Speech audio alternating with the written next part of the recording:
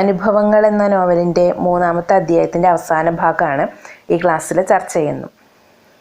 അപ്പോൾ അവർ അധികാരി നമ്പൂതിരിയുടെ വീട്ടിലേക്ക് പോകാനായിട്ടുള്ള ഒരുക്കാണ്. പൈക്കോലിൽ ഉണക്കാനിട്ടിരുന്ന മുണ്ടെടുത്തെടുത്ത് തോർത്തുമുണ്ടുകൊണ്ട് പുതച്ചു. ഗോപിയെ പുറപ്പെട്ടോ എന്ന് അമ്മ പറയണം. അപ്പോൾ പുറപ്പെടാൻ എന്തിരിക്കുന്നു, സ്കൂളിൽ പഠിച്ചിരുന്നപ്പോഴത്തെ ആ ഇറക്കമില്ലാത്ത ഒരു വരയൻ ഷർട്ട് അതാണുള്ളത്, അതെടുത്തിട്ടു. മാളുക്കുട്ടി നാലുകെട്ടിൽ നിന്ന് ഓടിയെത്തി. കുട്ടിയോളെ സ്കൂളിലേക്ക് റോഡിൻ്റെ ഒരരികിൽ കൂടി പോണേ അമ്മ രാമൻകുട്ടിയെയും മാളുക്കുട്ടിയെയും ഓർമ്മിപ്പിക്കുകയാണ്. ആകാശത്തേക്ക് നോക്കി തെളിഞ്ഞ ആകാശം, മഴ പെയ്യുമെന്ന് തോന്നുന്നില്ല. അതുകൊണ്ട് നാലുകെട്ടിൽ പോയി കുട ചോദിക്കാതെ കഴിഞ്ഞു. അപ്പം അമ്മ പുറപ്പെട്ടു. മുറ്റത്തേക്ക് ഇറങ്ങി. പുറകെ ഗോപിയും. പടി കടന്നപ്പോൾ ശകുനം മൊട്ടച്ചി അമ്മിയാരാണ്. എങ്കേ പൊറേണ്ടി പിന്നെ അമ്മിയാരെ ചോദിച്ചു. മൊട്ടച്ചി അമ്മിയാരെ മൊട്ടയാണ് അവർ. അപ്പോൾ ഒരിടത്തറ്റം അത് തെരിഞ്ചാച്ച് ഇടത്തേക്ക് പേരില്ലവാ, അതൊക്കെ പോയി വന്നിട്ട് പറയാം. ശരി. അവർ കുറച്ച് അകന്നു പോയപ്പോൾ അമ്മ പറഞ്ഞു, മൊട്ടച്ചി അമ്മയാരെ ശകുനം കണ്ടാൽ നന്നല്ല.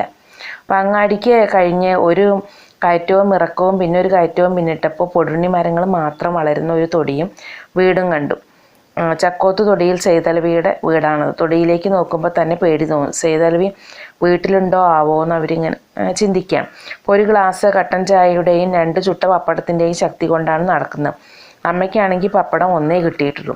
അപ്പോൾ കുണ്ടും കുഴിയും ചരൽക്കല്ലുകളും നിറഞ്ഞ റോഡ്. മഴക്കാലം ആയതുകൊണ്ട് റോഡിന് ഇത്രയും ദയനീയ അവസ്ഥ എന്ന് അവർ വിചാരിച്ചു.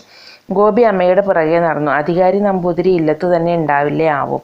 ഉണ്ടാവാതിരുന്നാൽ അങ്ങോട്ടും ഇങ്ങോട്ടുമുള്ള നടത്തം മിച്ചം. ഉണ്ടാവാതിരിക്കില്ല. നികുതി പിരിവൊന്നുമുള്ള കാലമല്ലല്ലോ ഇത്.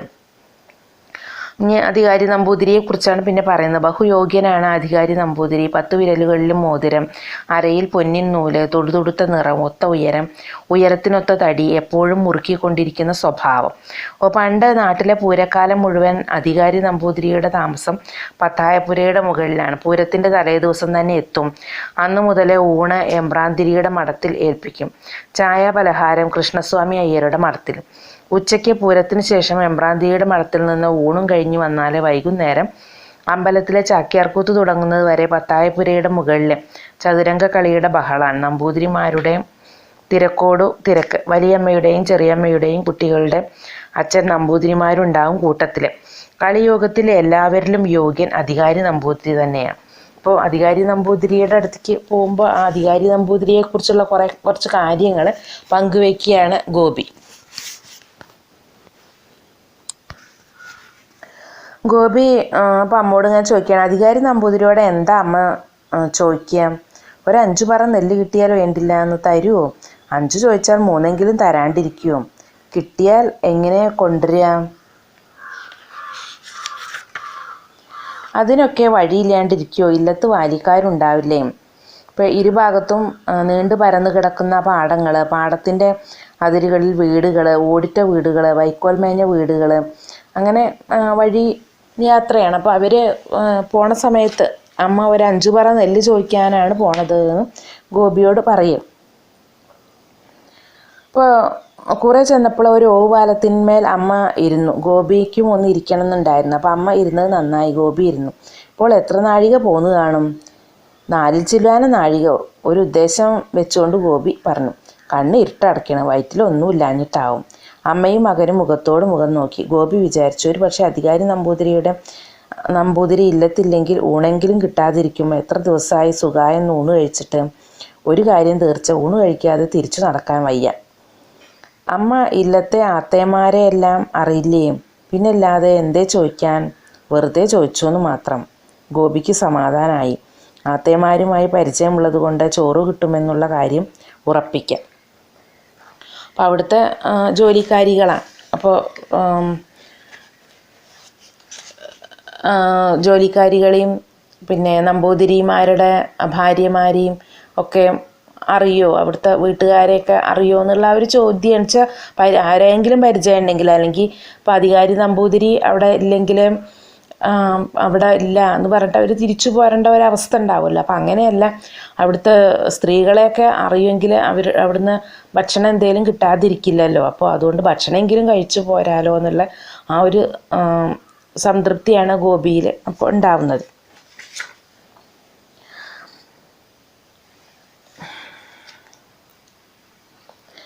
ശരി നടക്കല്ലേ ചോദിക്കണം. അപ്പം അമ്മ മൂളിക്കൊണ്ട് എഴുന്നേറ്റു.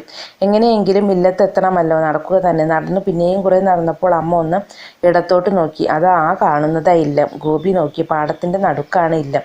റോഡിൽ നിന്ന് പാടത്തേക്ക് കടക്കാൻ ഒരു മുളമ്പടി കടന്നാൽ വീതിയുള്ള ഒരു വരമ്പ് ഇല്ലത്തിൻ്റെ പടിപ്പുര മാളികയിൽ അവസാനിക്കുന്നു. ആശ്വാസത്തോടെ മുളമ്പടി കടന്ന് വരമ്പത്തൂടെ നടന്നു. പടിപ്പുരയുടെ ഒതുക്കുകൾ ചവിട്ടിക്കയറി നാലുകെട്ടിൻ്റെ വിശാലമായിട്ടുള്ള മുറ്റത്ത് അവരെത്തുകയാണ്. അപ്പോൾ പൂമുഖത്ത് നിന്ന് ചില നമ്പൂതിരിമാരെ മുറുക്കിക്കൊണ്ടിരിക്കേണ്ട. അമ്മ നേരെ നാലുകെട്ടിൻ്റെ പിൻഭാഗത്തേക്ക് നടന്നു. ഗോപിയും അമ്മയെ അനുഗമിച്ചു. വലിയ പരിചയമുള്ളതുപോലെയാണ് അമ്മയുടെ ഭാവം. അങ്ങനെയാണ് നാലുകെട്ടിൻ്റെ പിന്നിലേക്ക് അവർ പോയത്.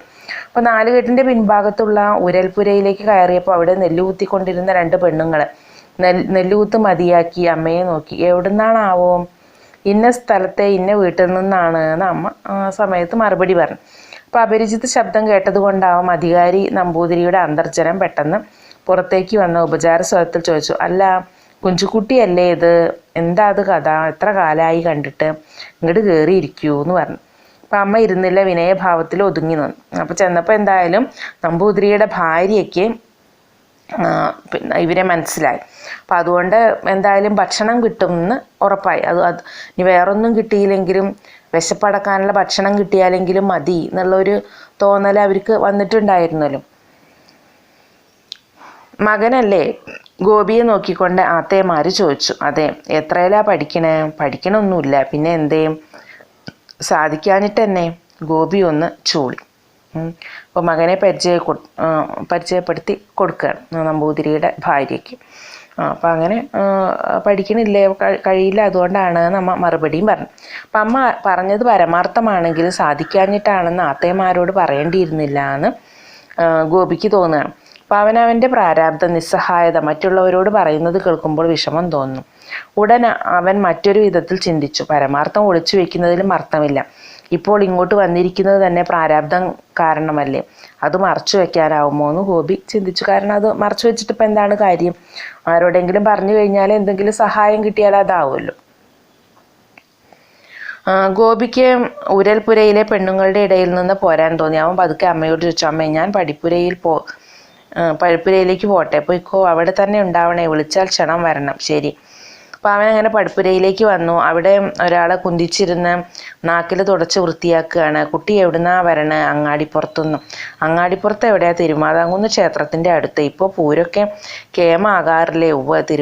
തിരുമാതാംകുന്നിൽ അമ്മ രക്ഷിക്കണേന്ന് പറഞ്ഞിട്ട് അവിടെ ഇല തുടച്ചുകൊണ്ടിരിക്കുന്ന ആളുമായിട്ടുള്ള കുശലാന്വേഷണമാണ്.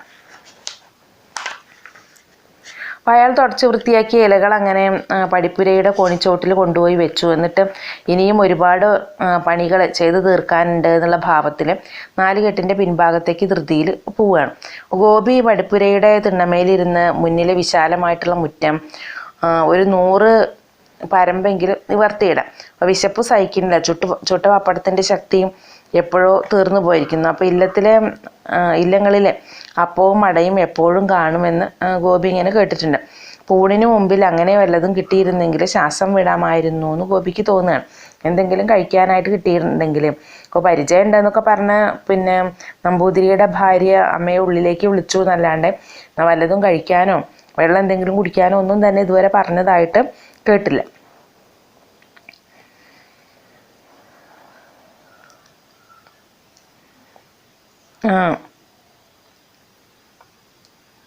കിട്ടിയാൽ പിന്നെ അപ്പവും അടയും അമ്മയ്ക്ക് കിട്ടിക്കാണുമെന്ന് ഗോപി ഇങ്ങനെ വിചാരിക്കണം. അപ്പോൾ ഉണ്ടാവില്ല. കിട്ടിയ തൽക്ഷണം അമ്മ തന്നെ വിളിച്ചത് തരാതിരിക്കില്ല എന്ന് ഗോപി വിചാരിച്ചു.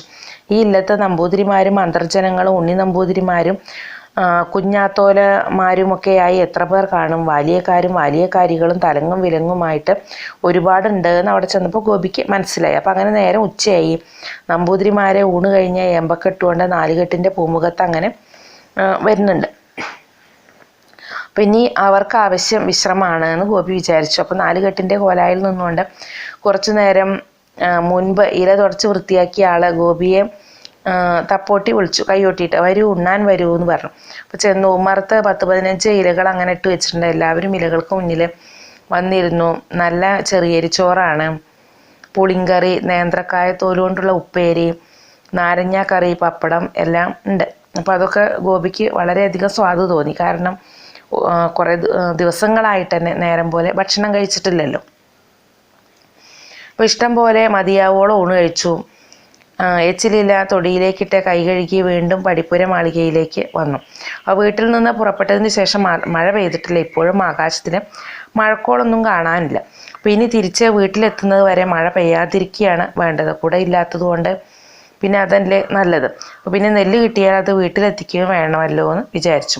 അപ്പോൾ വല്ലാത്ത ക്ഷീണം, വയറും നിറഞ്ഞ ക്ഷീണമാണ് ഇപ്പോൾ. ഉറക്കം വരുന്നു, ഉറങ്ങരുതെന്നുണ്ട് താൻ. ഏതായാലും വളയിൽ കെട്ടിത്തൂക്കി ഇട്ടിരിക്കുന്ന വെള്ളരിക്ക കാണേ ഇല്ലാതാവുന്നുണ്ടോ, കണ്ണുകൾ അടയുന്നുണ്ടോ എന്ന് ഗോപിക്ക് ഇങ്ങനെ തോന്നി. കാരണം അതുവരെ ഭക്ഷണം കിട്ടിയപ്പോൾ വയറ് നിറച്ച് കഴിച്ചതുകൊണ്ടുള്ള ആ ഒരു ക്ഷീണം. ഇപ്പോൾ കിടക്കണം, അല്ലാണ്ട് ഒരു നിവൃത്തിയില്ല. കിടക്കേണ്ട താമസം ഉറങ്ങുകയും ചെയ്തു. അപ്പോൾ ഉറക്കത്തിലെ കാര്യകാരണ ബന്ധമില്ലാത്ത പല സ്വപ്നങ്ങളും കണ്ടു.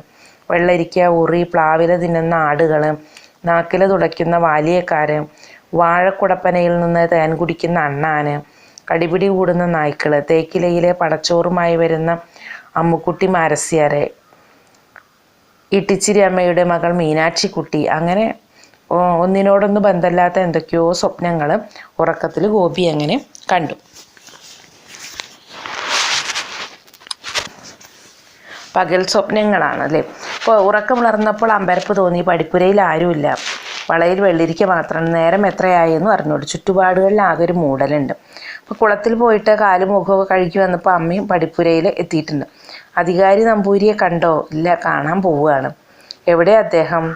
ഇവിടെ തന്നെ, ഈ പടിപ്പുര മാളികയുടെ മുകളിലാണ്. പോവുകയോ? കൂടെ നീയും വന്നോ? അപ്പം അമ്മയുടെ പിന്നാലെ നടന്നു. അപ്പം അമ്മ ചോദിച്ചു, ശരിക്കുണ്ടല്ലേ എന്ന് പറഞ്ഞു. കോണി കയറി പടിപ്പുര മാളികയുടെ മുകളിലെത്തി. അധികാരി നമ്പൂതിരി അങ്ങനെ ചാരി കസേരയിൽ മലർന്ന് കിടക്കുന്നുണ്ട്. ആരെ, കുഞ്ചുക്കുട്ടിയല്ലേ എന്ന് ചോദിച്ചപ്പം അമ്മ വിനയത്തോടെ എങ്ങനെ ചിരിച്ചു. വന്നിട്ടുണ്ടെന്ന് എട്ടിത്തേയി പറഞ്ഞു. കൂടെ കാണുന്നത് മകനല്ലേ? അതെ, മറന്നുപോയി. എന്താ പേര്? ഗോപിനാഥെന്ന്. ഗോപിന്ന് വിളിക്കും. എത്രയിലാ? പഠിപ്പൊക്കെ നിർത്തി. എന്തേ?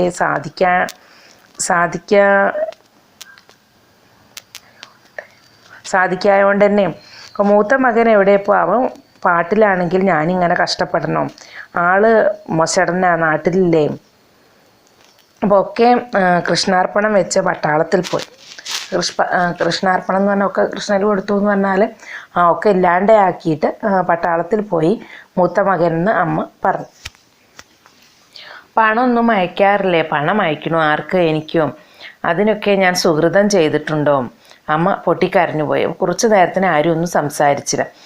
മുണ്ടിൻ്റെ കോന്തല കൊണ്ട് മുഖം തുടച്ചു. ഇവിടുത്തെ ഒന്നു കാണിച്ചിട്ട് വരിക ഇവിടുത്തോളം. അധികാരി നമ്പൂതിരി ഒന്ന് അനങ്ങിയിരുന്നു. അപ്പം അമ്മ ഗദ്ഗതത്തോടെ പറഞ്ഞു, നന്നേ കഷ്ടത്തിലാണ്, വല്ലതും സഹായിക്കണം. അമ്മ വീണ്ടും അങ്ങനെ കരയാനായിട്ട് തുടങ്ങി. അപ്പം അധികാരി നമ്പൂതിരി പറഞ്ഞു, ഇതൊക്കെ കാണുമ്പോഴും കേൾക്കുമ്പോഴും അസ്ഥിക്കുണ്ട്, നല്ലോണം അസ്ഥിക്കുണ്ട്. ഗോപി ഉത്കണ്ഠയോടെ അമ്മയെയും അധികാരി നമ്പൂതിരിയെയും മാറി ഇങ്ങനെ നോക്കി. എന്താണ് ഇപ്പം അദ്ദേഹം പറയാൻ പോണെന്ന്. അപ്പം 5 പറ നെല്ല് തന്ന് സഹായിക്കണം എന്ന് അമ്മ കരഞ്ഞുകൊണ്ട് തന്നെ പറഞ്ഞു. അപ്പോൾ ഇവിടുത്തെ സ്ഥിതി ദൈവത്തിനെ അറിയൂ. 5 പറ പോയി 1 മണി നെല്ല് പോലും ഇവിടെ അല്ല. കന്നിയിൽ കൊയ്താലല്ലാതെ നെല്ലിൻ്റെ മണി കാണാൻ നോക്കണ്ട. അങ്ങനെ പറയരുത്. 5 ഇല്ലെങ്കിൽ കുറച്ചെങ്കിലും. അമ്മ മുഴുമിപ്പിക്കുന്നതിന് മുമ്പ് തന്നെ അധികാരി നമ്പൂതിരി പറഞ്ഞു, പരമാർത്ഥം പറഞ്ഞു. ഞാൻ നിരീച്ചാൽ ഒരു വഴിയില്ല. എന്നാൽ എന്താച്ചാൽ അത് നെല്ലിൻ്റെ കാര്യം പറഞ്ഞു കഴിഞ്ഞു. ഇനി പണത്തിൻ്റെ കാര്യമാണെങ്കിലും ഒരു 5 ഉറുപ്പിയയ്ക്ക് എന്താ വഴിയെന്ന് നോക്കിക്കൊണ്ടിരിക്കുകയാണ്. വല്ലാത്തൊരു കാലം. അപ്പം ഞാൻ വെറും കൈയോടെ പോണമെന്നാണോ? ഞാൻ നിരീച്ചാൽ ഒരു നിവൃത്തിയില്ല. എനിക്ക് പറയാൻ നിവൃത്തിയില്ലാന്നേ എനിക്ക് പറയാനുള്ളൂ. എന്നാൽ ഞാൻ പൊയ്ക്കൊള്ളൂ, സങ്കടമില്ലാഞ്ഞിട്ടല്ല എന്ന് പറഞ്ഞു. അപ്പം അമ്മ മെല്ലെ പടികൾ ഇറങ്ങി താഴേക്ക് വന്നു. ആത്തയന്മാരോട് പോവാന്ന് പറഞ്ഞു വരട്ടെ. അമ്മ 4 കെട്ടിൻ്റെ പിൻഭാഗത്തേക്ക് നടന്ന് ക്ഷണനേരം കൊണ്ട് തിരിച്ചെത്തുകയും ചെയ്തു. നടന്നോ? ഗോപി അമ്മയുടെ പിന്നാലെ നടന്നു. വെറും കൈയോടെ തിരിച്ചു പോകേണ്ട ഗതികേട്. എന്തെങ്കിലും കിട്ടുമെന്ന് കരുതിയിരുന്നു. ഒന്നും കിട്ടിയില്ല. ഊണ് കിട്ടിയത് ലാഭം. അതും കൂടി കിട്ടിയില്ലായിരുന്നെങ്കിൽ സ്ഥിതി എന്താകുമായിരുന്നു? തിരിച്ചു പോരാനും സാധിക്കില്ലായിരുന്നു. നടക്കാൻ ശക്തി വേണ്ടേ? ഇപ്പോൾ അതുണ്ട്. അപ്പം അമ്മയുടെ മുഖത്തേക്ക് ഒന്നേ നോക്കിയുള്ളൂ ഗോപി. എല്ലാവിധ വേദനകളും നിഴലിച്ച ഒരു മുഖമാണ് അവിടെ കാണാനായിട്ട് കഴിഞ്ഞത്. ഒരക്ഷരം പോലും കുറേ നേരത്തേക്ക് പറഞ്ഞില്ല. നിശബ്ദത, വേദന. ഒടുവിൽ അമ്മ വേദനാ സ്വരത്തിൽ പറഞ്ഞു, എന്നാലും അദ്ദേഹം ഇങ്ങനെ ചെയ്യുമെന്ന് വിചാരിച്ചറിഞ്ഞില്ല. അപ്പോൾ എവിടുന്നും നമ്മൾ സഹായം കിട്ടുമെന്ന് വിചാരിക്കുന്നിടത്തൊന്നും കിട്ടാത്തൊരവസ്ഥ, നമ്മളുടെ അടുത്തില്ലെങ്കിൽ ആരും സഹായിക്കാനില്ലാത്തൊരവസ്ഥ. വേദനിക്കുന്ന ആളുകളുടെ കണ്ണീരിൻ്റെ വില അല്ലെങ്കിൽ വിശപ്പിൻ്റെ വില അത് കാണാൻ കഴിയാത്ത സുഭിക്ഷതയിൽ ജീവിക്കുന്ന ഒരുപാട് ആളുകളുടെ ഒരു സ്ഥിതി അത് നമ്മളുടെ മുമ്പിൽ അവതരിപ്പിക്കുകയാണ്. അപ്പം ഇല്ലാത്തവനെന്നും ഇല്ലായ്മയിൽ കഴിഞ്ഞുകൂടേണ്ട ഒരവസ്ഥ, എവിടുന്നും ഒരു സഹായമില്ല. എല്ലാവരും അവരുടെ ദയനീയാവസ്ഥ വെളിപ്പെടുത്തുന്ന കാര്യം നമ്മളുടെ മുമ്പിൽ എടുത്തു കാണിക്കുകയാണ് ചെയ്യുന്നത്. ദയനീയാവസ്ഥ എന്ന് പറഞ്ഞാൽ ഉണ്ടെങ്കിലും ചിലപ്പോൾ ഉണ്ടാവിരിക്കാം, അല്ലെങ്കിൽ ഇല്ലായിരിക്കാം, എന്തായാലും പിന്നെ ഉള്ളത് കൊണ്ട് സഹായിക്കുക എന്നുള്ളൊരവസ്ഥ അവിടെ കാണിച്ചില്ല എന്നുള്ളതാണ് നമുക്ക് കാണാനായിട്ട് കഴിയുന്നത്. അപ്പോൾ ഇത്രയും അവരുടെ ദയനീയമായിട്ടുള്ള അവസ്ഥ പറഞ്ഞു കഴിഞ്ഞിട്ടും ഒരു സഹായവും അവിടുന്ന് അവർക്ക് കിട്ടിയില്ല. അപ്പോൾ ഇത്രയാണ് 3-ാമത്തെ അധ്യായത്തിൽ വരുന്നത്. അപ്പോൾ ജീവിക്കാൻ ഒട്ടും തന്നെ ആഗ്രഹം ഇല്ലാതാക്കുന്ന ഒരു രീതി, വെറുതെ പറഞ്ഞതല്ല ഗോപി ഞാൻ മരണത്തെ ഇഷ്ടപ്പെടുന്നു എന്നുള്ളത്. അപ്പോൾ അങ്ങനെ ഇഷ്ടപ്പെടാനുള്ള കാരണങ്ങൾ ഓരോന്നായിട്ട് നമ്മളുടെ മുമ്പിൽ നിരത്തി വെക്കുന്നുണ്ട്. അപ്പോൾ ഒരിക്കലും ജീവിതം മുന്നോട്ട് കൊണ്ടുപോകാനുള്ള ഒരു മാർഗവും തൻ്റെ മുമ്പിൽ തെളിയാത്തൊരവസ്ഥയാണ് കാണിക്കുന്നത്.